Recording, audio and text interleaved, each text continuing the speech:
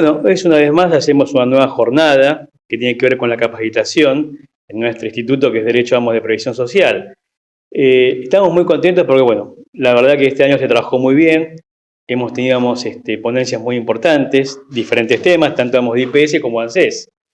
Y hoy tenemos un invitado muy especial, que la verdad tiene una larga trayectoria en la materia, siempre es una referencia para nosotros, además también ha integrado lo que es la comisión de la CARS, ha sido presidente de esa comisión, además de ejercer otros cargos, ¿no?, en la función pública.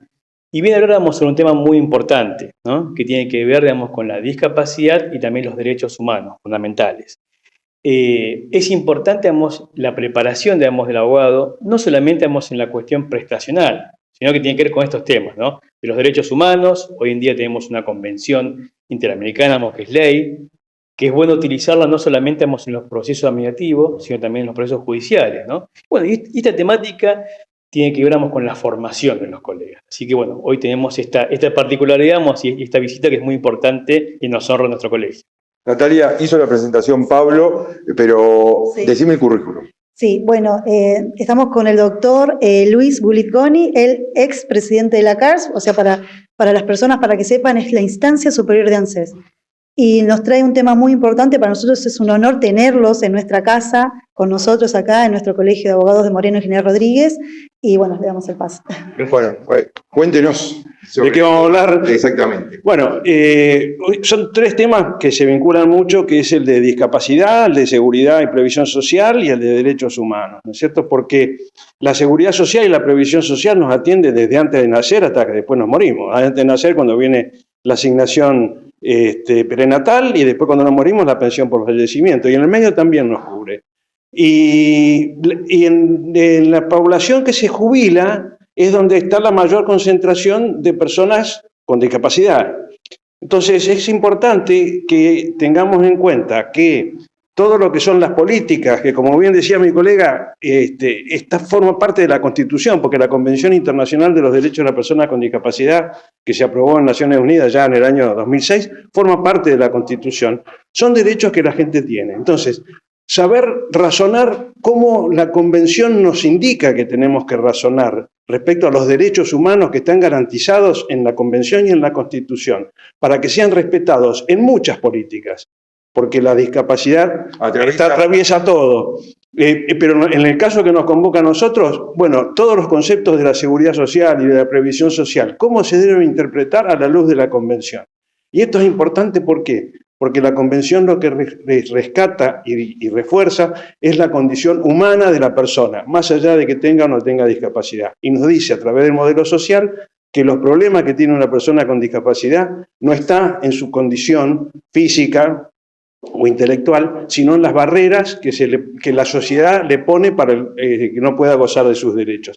De eso vamos a hablar hoy. Bueno, por ejemplo, aquí en Moreno nos encontramos con que la estación de trenes es una barrera arquitectónica casi insalvable para las personas que tienen algún tipo, no digo ni siquiera discapacidad, con movilidad reducida, escaleras empinadas, ascensores que no funcionan. Digo, ¿se puede accionar legalmente para contemplar los derechos de las personas con discapacidad? Sí, por supuesto que se puede. Es una vergüenza que tengamos que judicializar esto, y el peor ejemplo que tenemos en eso es la lucha que llevó adelante una colega nuestra, la doctora Labatón, en Buenos Aires, en la capital federal, cuando le tuvo que hacer juicio a la Corte Suprema para que los tribunales de Capital Federal, ese palacio hermoso que tenemos de justicia en Ciudad de Buenos Aires, sea accesible. ¿Y sabe cuál fue lo peor de todo?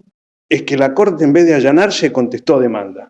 Eso para mí es indignante, porque era antes, estoy hablando de hace muchos años atrás, ¿no? Pero es indignante que la Corte no haya en ese momento dicho, sí, es una barbaridad que los colegas, los abogados que tienen una discapacidad, como era el caso de la doctora Labatón, no puedan tener acceso fácil al sistema. Tendrían que entrar por la puerta donde entran los camiones celulares con los presos, y eso era indignante.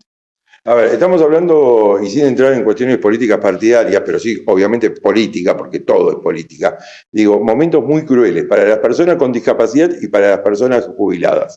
La Argentina tiene un grave problema con respecto a las políticas con discapacidad, que hace que vayamos como una Cuando andamos en camino de tierra, los que somos del interior de la provincia, que a veces andábamos en el camino de tierra, vamos de un lado al otro, y lamentablemente en el tema de las políticas con discapacidad tenemos gravísimos incumplimientos desde hace muchos años. Poner en orden eso también es cuando un poquito las aguas se aquieten, cuando un poquito los ánimos se atemperen. Creo que va a ser necesario que la sociedad argentina repiense un poco cómo son las políticas para las personas con discapacidad, porque aún con prestadores buenos y bien pagos, que es uno de los temas que se discute estos días, las políticas que tenemos no están en línea con lo que nos manda la Convención, que es la plena inclusión de la persona con discapacidad en todos los ámbitos, y eso lamentablemente no se cumple. ¿Y por qué considera que no se cumple? Porque la sociedad no está preparada, porque tenemos que mirarlo con otros ojos, porque aquellos que no tenemos algún problema de discapacidad no nos damos cuenta, digo, para personas con visión reducida o ciegas, digo, por poner un ejemplo. Mira, me estás haciendo una pregunta extraordinaria, te agradezco mucho. Sí, el gran problema que tenemos es la barrera cultural, ¿no? Es decir, y yo creo que para cambiar esa barrera cultural hay una herramienta extraordinaria que es la del artículo 24 de la Convención, que es el derecho a la educación inclusiva, que no es un invento del 2006, ¿eh? Yo vengo trabajando en esto desde que nació el segundo de mis hijos, que tiene hoy en día 38 años, va a cumplir 39 ahora a fin de mes, que nació con discapacidad intelectual, y hablábamos en ese momento de integración escolar, teníamos un poquito de bibliografía de afuera, nos decían que éramos padres que no aceptábamos el diagnóstico, o me acuerdo de una profesora muy reconocida en el ámbito de educación especial que decía que ella no conocía a una persona, a un alumno, una niña con síndrome de Down que hubiera aprendido a leer y escribir. Bueno, mi hijo hoy en día, y mi hijo y muchos otros, le podrían refregar las palabras en la cara porque todos trabajan y todos tienen proyectos de vida. Eso me reiteraría con la crueldad. Claro, entonces a lo que digo es, si nosotros nos hubiéramos educado en escuelas inclusivas, en donde hubiéramos tenido compañeros con todo tipo de discapacidad, porque las escuelas son por definición diversas, no hay un alumno que aprenda igual que otro y en el mismo tiempo ni de la misma forma. Si nosotros hubiéramos convivido desde chicos con la discapacidad, no habría barreras culturales que se opusieran a la inclusión. Y eso creo yo que es la gran deuda que tiene la Argentina, ¿no? Hay países que han avanzado muchísimo en eso. Nosotros tenemos lamentablemente jurisdicciones que están bien, jurisdicciones que están mal, escuelas que andan bien, escuelas que andan mal, pero no hay un sistema educativo que sea realmente inclusivo. Y eso es un tema preocupante. A ver, esta pregunta tiene que ver con algo que estábamos charlando en la administración con Pablo y Mario, el abogado del adulto mayor. Sí. ¿Sería una buena medida? Yo creo que sí, yo creo que sí. Yo creo que todo lo que lleva a la especialización de los abogados, de todos los profesionales, sin perder el ojo clínico, ¿no? Así como hablan los médicos, ¿no? Porque siempre es bueno tener la mirada generalista y no olvidarse de el resto de los derechos. Pero tanto el abogado de la persona mayor como el abogado del niño tienen esa cosmovisión, porque tienen en el centro a una persona, no a una materia. No soy especialista en derecho civil, en derecho administrativo, en derecho previsional, soy especialista en la problemática que tiene una persona. Y eso requiere una formación muy especial, una formación holística, una formación multidisciplinaria, interdisciplinaria, porque el ser humano nos podemos mirar desde distintos aspectos. Entonces, creo que es una cuestión que la tenemos ausente en la Argentina y sería bueno que se empiece a instalar esa idea, ¿no? ¿Para qué serviría, por ejemplo? Serviría para que entendamos la realidad de las personas mayores, en donde cuando por razones naturales, como nos pasa a todos, cuando envejecemos, que empezamos a perder nuestras habilidades, muchas veces esas habilidades son cognitivas, seguimos siendo vulnerables desde el afecto. Entonces, cuando a mí me dice un amigo, che, mirá, le voy a poner mi casa a nombre de mis hijos y me voy a reservar el usufructo, yo le digo, pensá bien lo que haces, porque ahora estás bien, pero hermano, dentro de 5 años, ¿cómo vas a estar? No, pero los chicos míos, mi abuelo que era abogado. Hay un montón de ejemplos. Mi abuelo que era abogado me decía, no lo conocí, pero me quedaron los cuentos. Y él decía que una sucesión puede ser el trámite más sencillo o el más inmundo de los trámites, en donde se ven todas las miserias humanas. Y yo cuando trabajaba en tribunales y me tocaba abrir los testamentos hológrafos, lo veía eso, cuando tomaba las audiencias en una Underwood, que no había computadora en esa época, no quiero decir la edad que tengo, pero... y venían todos los herederos, los posibles herederos. Hola, mi amor, hola querido, tanto tiempo, ¿cómo andás? ¿Qué sé yo? Bien, ay, pobrecito, qué suerte, el tío dejó un testamento hológrafo. Porque cuando lo abría y lo leía, empezaban los insultos entre uno y otro. Esto te dejo a vos, y a mí. Bueno, a ver, entonces, alguien que asesore a la persona adulta mayor, alguien que comprenda sus necesidades, su realidad, cómo es el acceso a la justicia, alguien que pelee con los jueces que por ahí siguen razonando los temas sin tener en consideración estas cosas, porque hay jueces muy sensibles, pero hay otros que no. Hay ministerios públicos de la defensa y ministerios públicos fiscales que son sensibles, pero otros no, pues somos seres humanos. Entonces, que haya colegas que se especialicen en las necesidades que tiene la persona mayor, que son múltiples y de muy diversa naturaleza, creo que es una necesidad. Última pregunta y agradeciéndote estos minutos. Digo, yo considero que las nuevas generaciones, sobre todo los más chicos, son muy sensibles, por ejemplo, a temas como el medio ambiente. Es decir, vos tiraste un papelito en el piso, vienen y te dicen, no, levantalo, va al tacho de basura y te indican inclusive en qué recipiente va. Sí. Digo, y en esta cuestión que hablábamos antes, de las barreras culturales, la falta de empatía, digo, y existe la ley Micaela, justamente para concientizar sobre violencia de género y demás.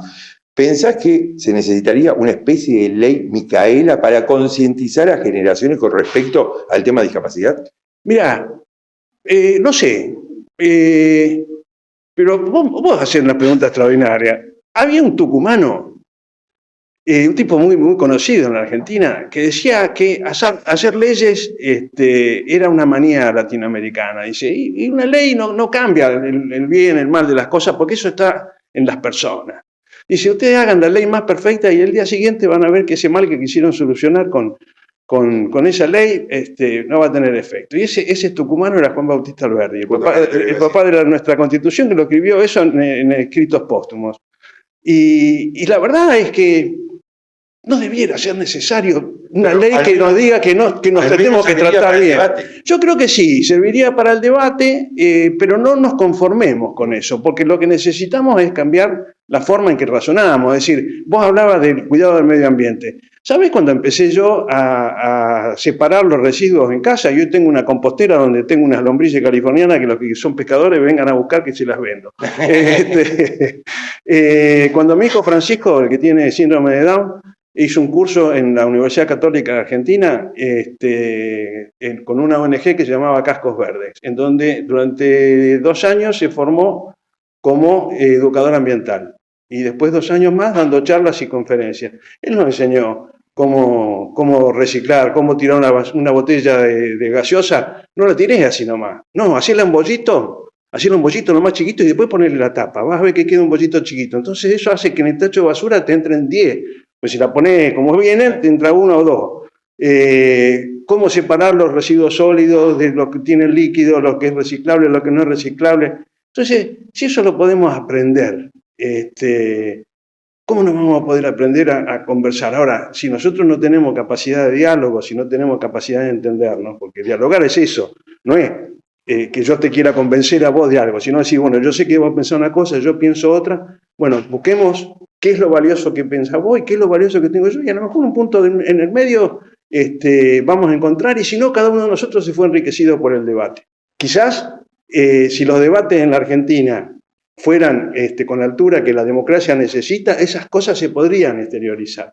Lamentablemente, si nos peleamos, si nos insultamos y todo eso, la calidad de la democracia se pierde, y bueno, en una sociedad que no está acostumbrada a vivir en democracia, estos valores quedan en cosas como las que pensás vos y las que pienso yo, y no sale de ahí. Y acá lo importante no es que nos hablemos entre nosotros que coincidimos, sino, como digo yo, dejar de cantar al coro y salir a hablar de estas cosas cuando vamos a comer un asado con los amigos, cuando nos juntamos a jugar un partido de fútbol, o a jugar al truco o lo que sea. De estas cosas tenemos que hablar fuera del ámbito profesional, con los amigos, con los parientes, y decirle, che, mirá, esto va por este lado. Muchísimas gracias. Gracias a vos por las preguntas tan buenas que me hiciste. Gracias.